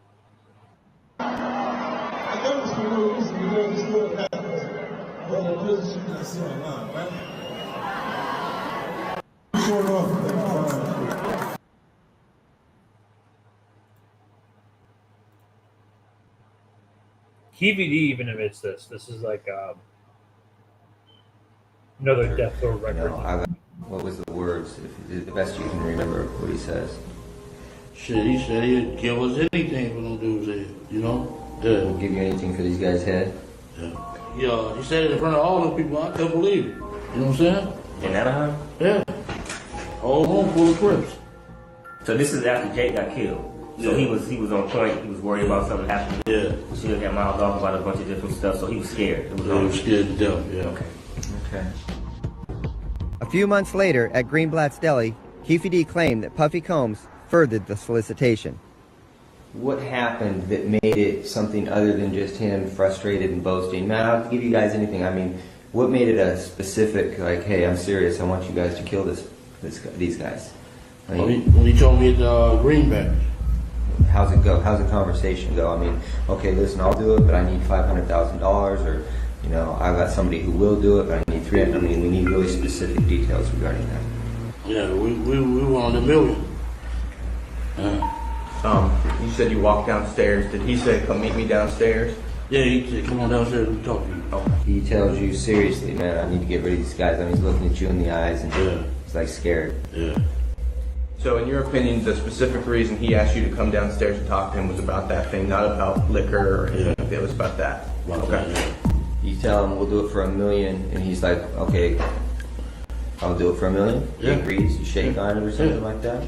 Yeah. What happened? Gentleman, he, like, man, we'll wipe their ass out quick, you know, it's nothing. Who brought up the amount of $1 million? Shit, he did. Puffy did? Yeah. Okay. Wasn't you? No, it wasn't me. $1 million, I'll take it. Yeah, take you 50. You know what I'm saying? Shit. So he brought up them $1 million. Yeah. Them project dudes will kill your ass for $1,500. You know what I'm saying? Shit. We went to eat. We was eating. Man, they came and said, "You just beat up Lane." And we was in the hotel. Yeah, the rest of the MGM and the restaurant. There was a few New Yorkers though. We was with them. Like, man, y'all need some help? We got this. That's what they said? You guys aren't out in Vegas then with that intention. That's not why you're in No, Vegas. we've been going to the fight since Pat days, you know, the 80s. So y'all geared up to go to Vegas, and y'all was going anyway, not even knowing who else was going to be down there. Not knowing if Pac and shit was going to be down there. We didn't have no pistol. We didn't have no pistols down there, and shit, it was right there. It's a perfect opportunity, baby. That was Zip talking? Yeah. Because of what happened with Lane? Yeah. But he told me in the lobby that he had some jimmies. Some what? He had a jimmy in that Benz. He had a little secret compartment. Thing popped out. Popped up. Popped off. Yeah.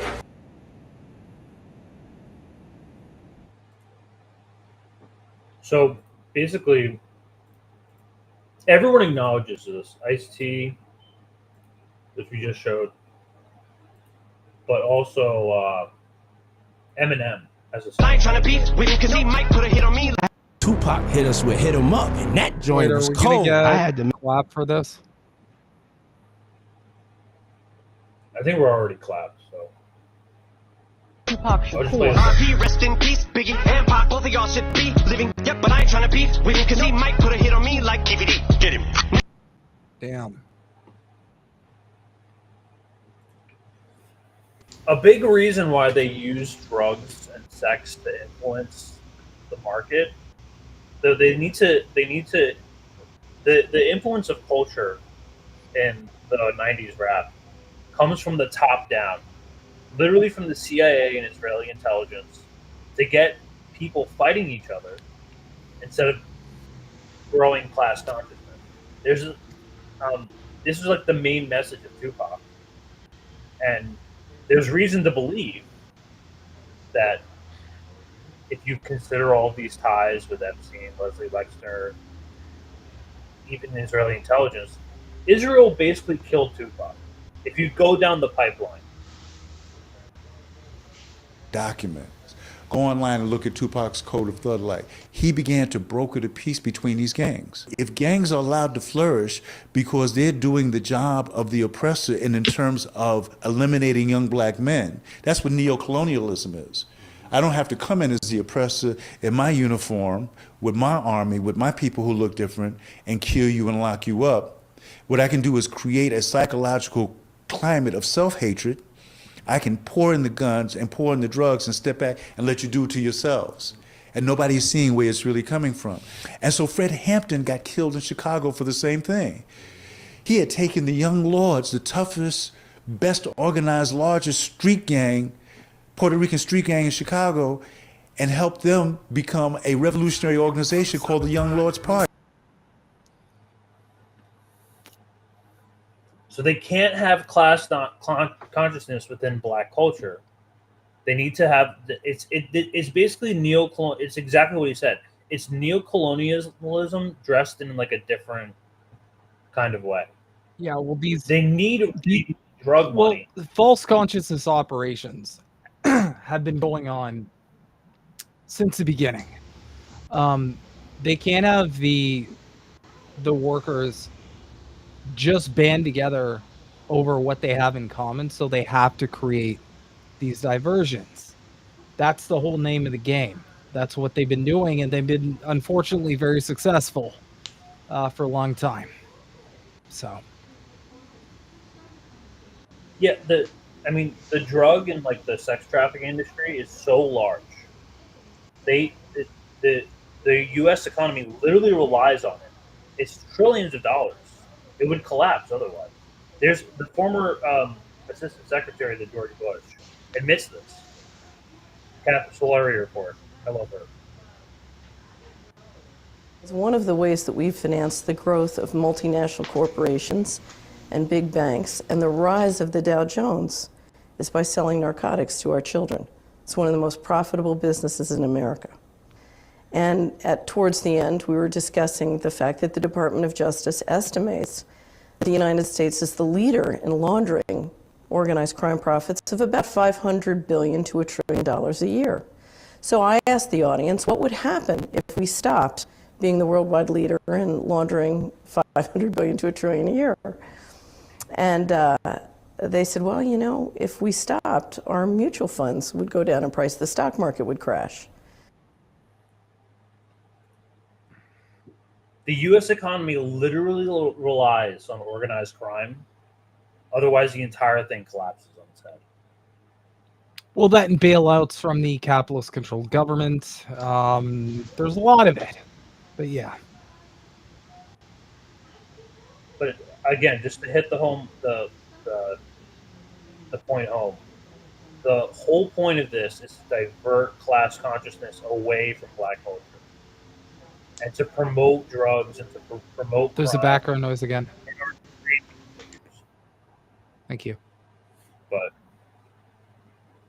yeah, the whole point of the majority of these like concerted operations is to essentially just prevent us from coming together, because they can't have that.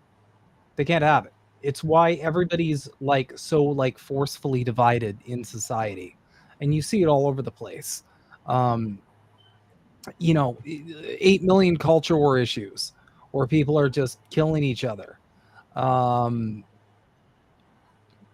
Just like completely manufactured nonsense out of the blue, or diverting focus. This is the whole name of the game. They need to prevent us from finding any commonality on a material basis. So they need to create other things to focus on. It's all distraction. Always has been. Andre, were you familiar with like the whole Tupac situation? No. Diddy? I had my suspicions on why he got murdered, but I didn't know like Israel, like ties to Israel contribute to it. But you know what? It kind of makes sense. I'm seeing this pipeline Yeah. here, but I mean, we know for a fact. I know that Tupac was off by the feds. There's without a doubt, and that goes in the death row records. I mean, I have this Substack article already here, but one thing that I recommend is John Potash's "Drugs is a Weapon Against Us." Hold on. So if you find the time, definitely watch this documentary.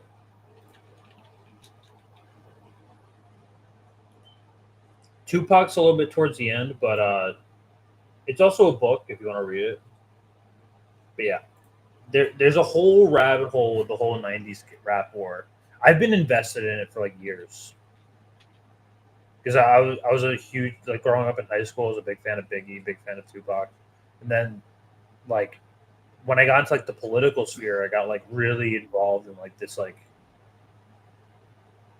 intelligence kind of like CIA like conspiracy sphere, and then realized it goes way deeper Oh, yeah. than just like a war or like cultural differences. But yeah, crazy shit, crazy stuff. Again, read Whitney Webb's article. Yeah, check that out. You know, they're super long. We linked it in the chat as well. It's really long. We got to basically to the end of it. We got to the conclusion part. It's really long. I'm glad we read that though. No, for sure. Do we want to go? Do we want to move on to the document? Is drugs is a weapon against us. Mm-hmm. So it's a book, but there's also a documentary. It's actually for free on Dailymotion. I would watch it here.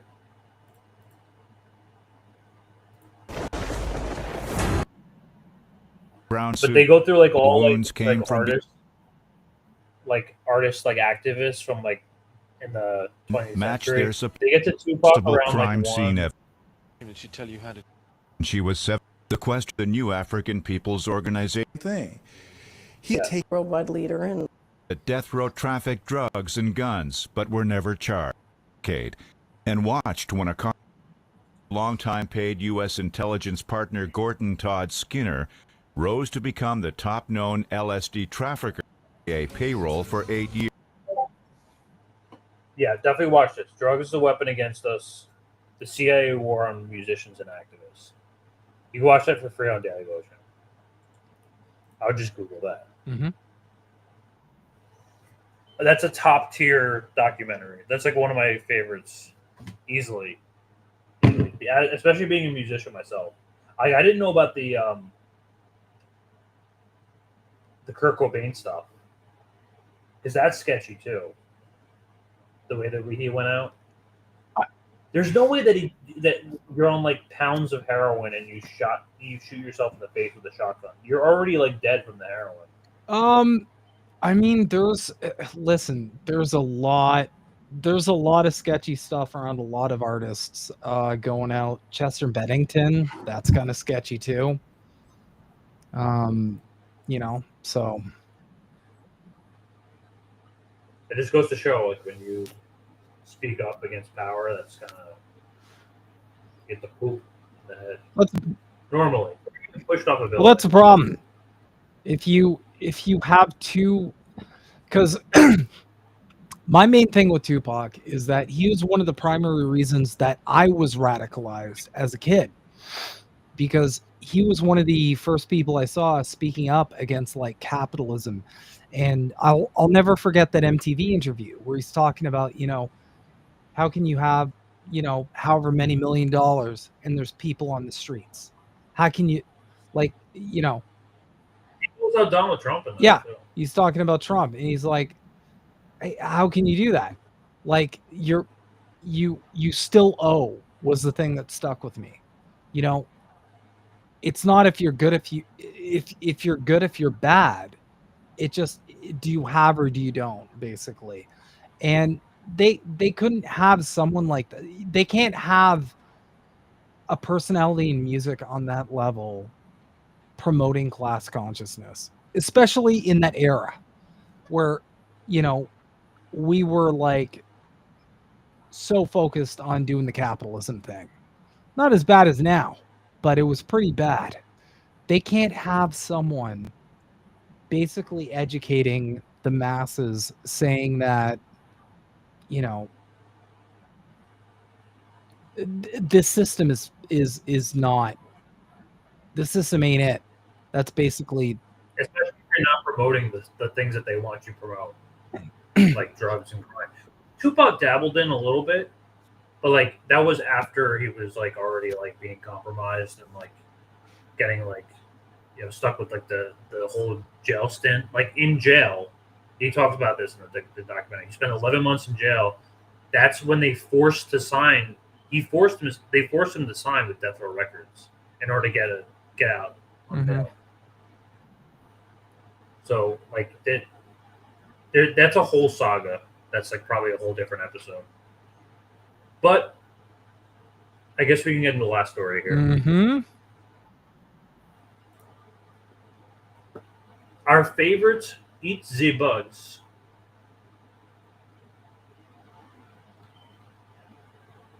Wish you mentioned it earlier. You will own nothing and eat the bugs. The infamous Klaus Schwab, his own organization is investigating it. A whistleblower. This is exclusive from the Wall Street Journal. A whistleblower letter accused him and his wife of financial and ethical misconduct. Oof. Misuse of foreign funds for the private hotel messages and local travel justified by staged meetings. Schwab reportedly had junior staff withdraw cash for him. And then an emergency meeting led by the WEF board opened a probe prompting Schwab to resign immediately as chairman. So that's why you saw all these reports of Klaus Schwab stepping down. And it was weird because like it was kind of like old news. Like we reported on it like a year ago. Yeah, there were rumblings for a while. Like this was happening like a while ago. And then somehow like it became a bigger story. But what's even more interesting is the guy who's replacing him. Oh God, he's even more of a goblin. They got someone. Okay, sorry, but Klaus Schwab already looks like Dr. Evil. He's already the most cartoonishly evil fucking dude ever, and they found like an even more evil looking guy. What the fuck is that? Look at this guy's eyes. What is going on with his eyes? He's a literal lizard demon. This is a literal demon. And this is the former Nestle CEO, who's infamous. Infamous, yeah. For this interview, where he says water is not a human right. Yeah, we've entered that level of capitalism where water is not a right. We're already there. We're already there. You know, do you remember when Kamala said that we're gonna have wars over water? I do remember that. Oh my God, I need to find that video now. Oh, here it is. The thing, because I also, I'm in a lot of meetings on foreign policy. And here's the other thing, because I also, I'm in a lot of meetings on foreign policy. For years and generations, wars have been fought over oil. In a short matter of time, they will be fought over water. This is prophetic. Prophetic. Because the whole goal of the next stage of late stage capitalism is to, not Alex Jones. I'm more of like a David Icke kind of guy, Applejack. I'm more the Alex Jones. You globalist. The globalists. The globalists are taking over. 1776. Elon Musk and Donald Trump are saving the day. They're defeating the globalists. I'm definitely not a Mossad operative. I love Israel. Stop talking about the Jews. Yeah, like this, dude. I'm a fan. The fact that he went from being like Israel's gonna get us killed to pleading with his audience to stop talking about Israel. Sorry, that just says it all. Wars have been fought over oil. In a short matter of time, they will be fought over water. So I want you to like coincide that with the fact that the new WEF chair is the guy who wants to privatize water. Also Wasser ist natürlich das wichtigste Rohmaterial, das wir heute noch auf der Welt haben. Es geht darum, ob wir das normale Wasserversorgung der Bevölkerung privatisieren oder nicht. Und da gibt es zwei verschiedene Anschauungen. Die eine Anschauung, extrem würde ich sagen, wird von einigen von den NGOs vertreten, die darauf pochen, dass Wasser zu einem öffentlichen Recht erklärt wird.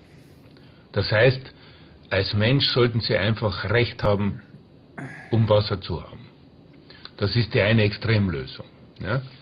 Und die andere, die sagt, Wasser ist ein Lebensmittel, und so wie jedes andere Lebensmittel sollte das einen Marktwert haben.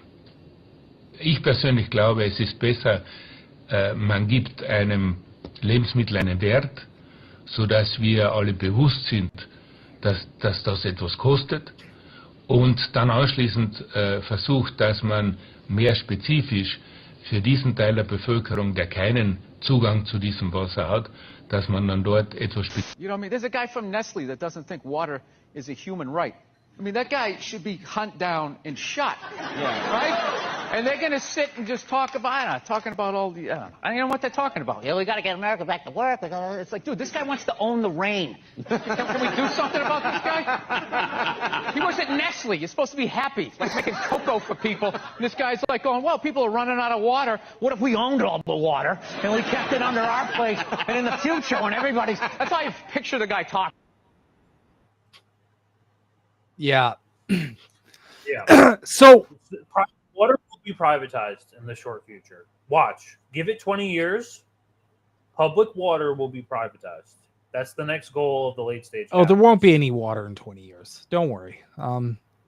The planet in 20 years, unless we actually organize and actually fight back against us, the planet's just going to be a husk. I think all the billionaires will be on like Mars or something. It's going to be bad. But for a little bit of context for people who aren't aware. So the World Economic Forum, you might hear that from right-leaning circles. But basically what it is it's essentially the billionaires club. If you go to the World Economic Forum's website and go look under their partners, every major corporation and billionaire on planet Earth are one of their like affiliates or partners. All of them. And I mean no exceptions. So all the rich people who are LARPing like they're not a part of it, they fucking are.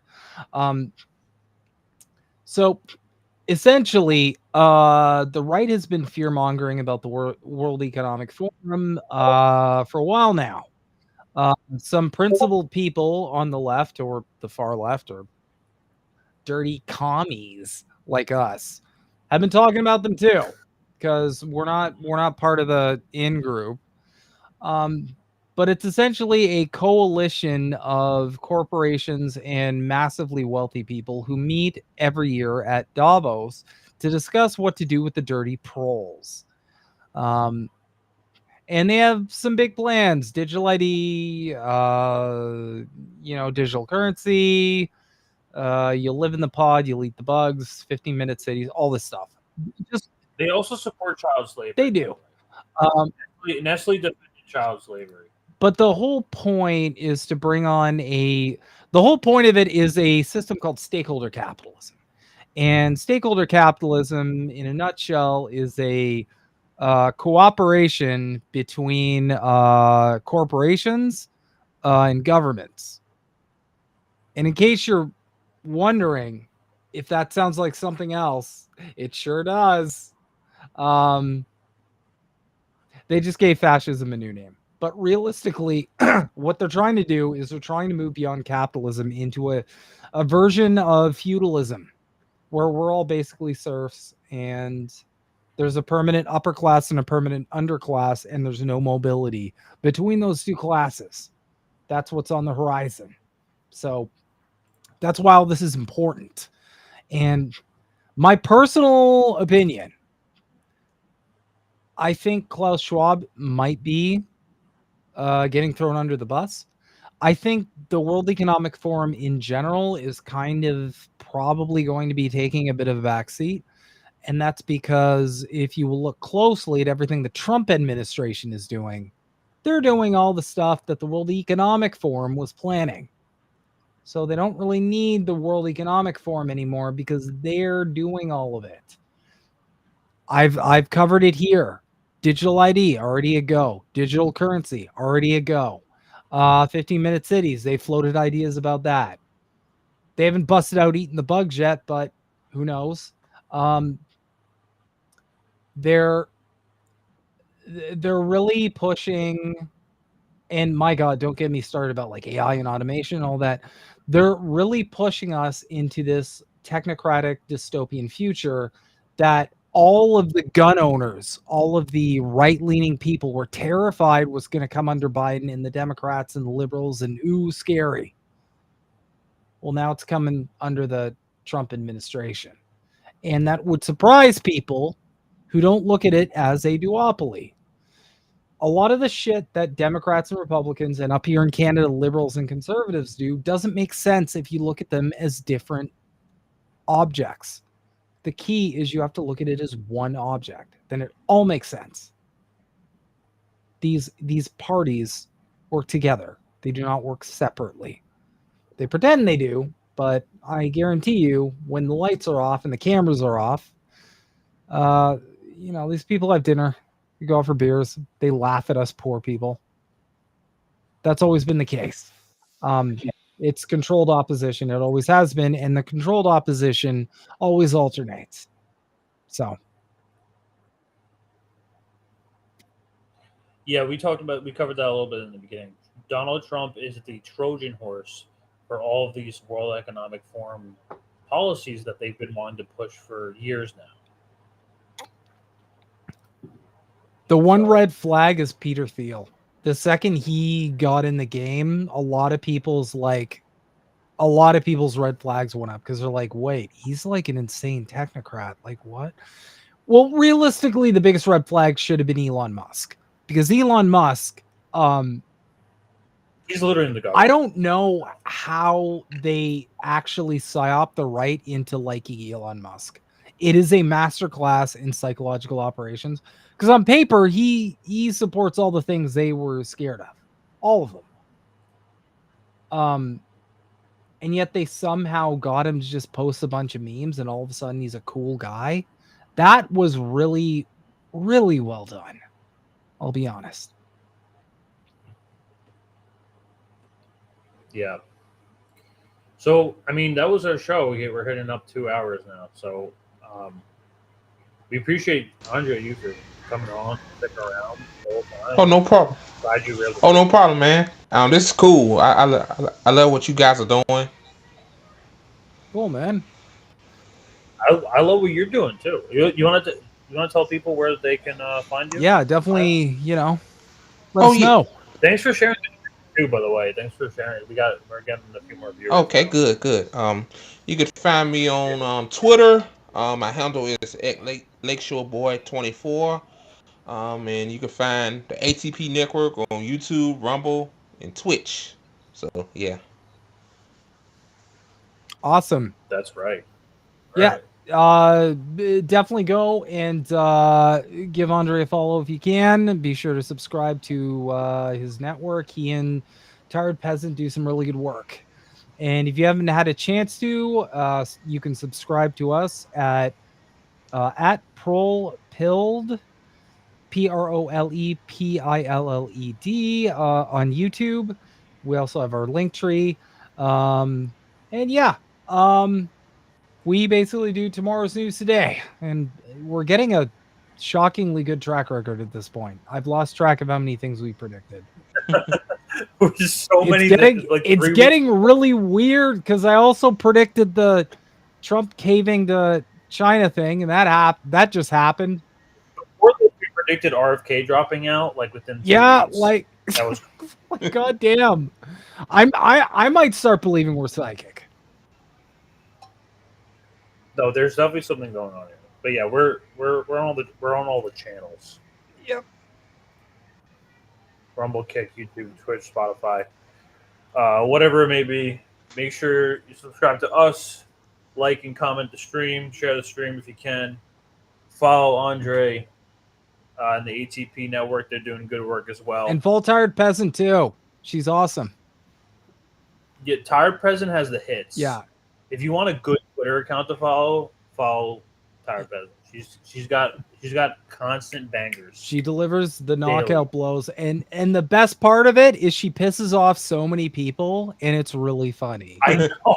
She triggers so many people get so mad at her. And I don't even know why, because she'll give like a lukewarm take and people will be like, how dare you? Like she triggers a lot of like the woke right. She gets the woke right turbo mad. It's great. Stay class conscious, y'all. Stay class conscious. Stay fighting for the polls. That's what it's about. It's not left or right. It's up and down. And if you haven't, the biggest, because a lot of people come to me and they're like, what can I do? Because understandably, a lot of people feel helpless. Just start organizing people together. Try and do. Join an organization. Join anything besides the ACA. Join like the RCA. PSL has problems, but they're okay. Join the General strike is really where we fix this. Yeah. So this is our kind of take on this. The only way out of this at this point, if you still think you can vote your way out of this, my condolences. I hope you recover from the stroke. I hope you're getting medical attention. But the best way to get out of this at this mass is to withhold your labor and disrupt capital. Any way you can disrupt capital, that's how you hold the cards. Because the problem is the government doesn't work for you. The government works for billionaires and corporations. So the only way to hurt the government and get the government to do anything at all, the bare fucking minimum, is to hurt the people they actually work for. Because anytime you start hurting the people they actually work for, they start bugging the government to tell them to cut it out. Because, as I've said before, they are hyper-focused on their profits and their quarterly earnings and all that. So start organizing, start getting connected. Absolutely join an organization. My ultimate goal is to get us to a point of class consciousness where it's not even about a general strike. We just have the threat of one. That's a good place to get to, where the ruling class, the capitalist class, knows that if they fuck around too much,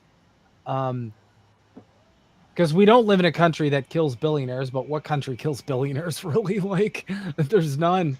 There's none except, yeah. We could use more Luigi's. Just saying. Please save us, Xi. Anyway. The only way out is if President Xi needs to come in. That's the only way out now. Can he just start killing our billionaires? Is there in a video game? They killed them. I know that was my joke. It's like if you fuck around over there, you find out. If you fuck around over here, they like celebrate you for being like brilliant or whatever. Anyway, my main point is that we need to get the capitalist class to understand that we can organize enough and we can get together enough and we can have solidarity to such a degree that we can withhold our labor to the point where it will hurt them and force them to comply. Mass civil disobedience at this point, I think, is the best way forward. That is how you get to a position where we have more power than they do. And that's my TED Talk. All right. That's a good ending. Thanks, y'all, for checking us out. It's been a real pleasure, everyone coming out to the stream. Again, make sure to check out Andre. Make sure to check out ProPilled. We appreciate